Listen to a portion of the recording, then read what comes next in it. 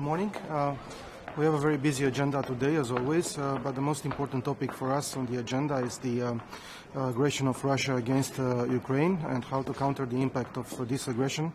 And I will reiterate today the condemnation by Romania of the recent escalation of Russia of the conflict in Ukraine, especially by the missile strikes of last Monday, but also of today in the center of Kiev and other cities of Ukraine.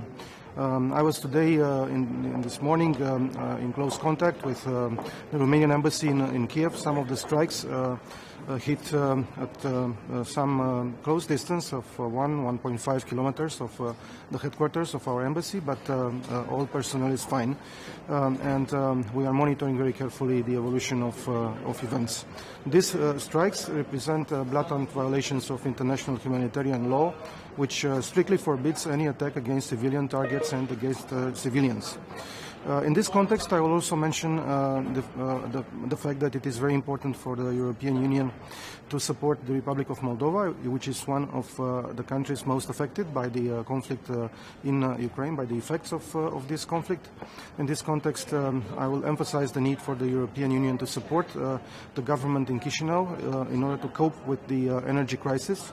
Romania is doing its part. We are already providing electricity to our neighbor, the Republic of Moldova, in order to deal in a efficient manner with this situation.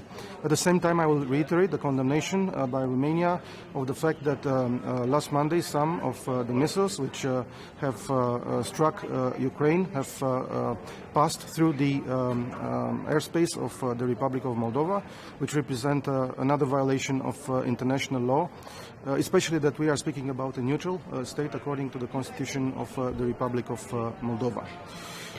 Also today I will welcome the last package of sanctions which was adopted by the European Union against Russia. I will also welcome the latest tranche for the European Peace Facility in support of Ukraine. And also I will welcome the launch of the EU mission for the training of the Ukrainian army, which is a very important step forward in supporting the defense capacities of Ukraine. Romania is continuing the support for Ukraine. It's a multidimensional support, but I will only mention now the fact that since the beginning of the crisis, through Romania, over 5.2 million tons of grain have passed towards third destinations, which is a very important support for coping with the food crisis at world scale.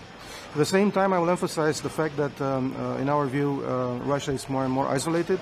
The recent resolution of the General Assembly has been passed with a very large majority. Also, the results of the elections of the International Telecommunications Union conference in Bucharest showed that Russia is isolated.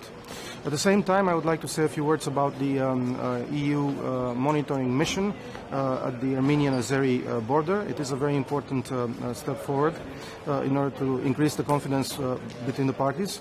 And I would emphasize the fact that this is a proposal which Romania has done during my tour last June, in June 2021, in South Caucasus, together with my colleagues from Austria and Lithuania. We will also discuss today, of course, about the EU-China relations. This is a very important topic, and also about other topics, for instance, Iran. And today I will express Romania's condemnation for the violations of fundamental human rights, such as the freedom of expression and the freedom of assembly.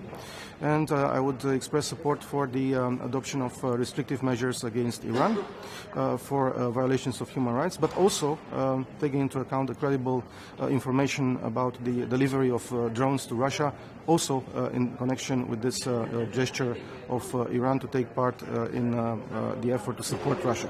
Thank you so much.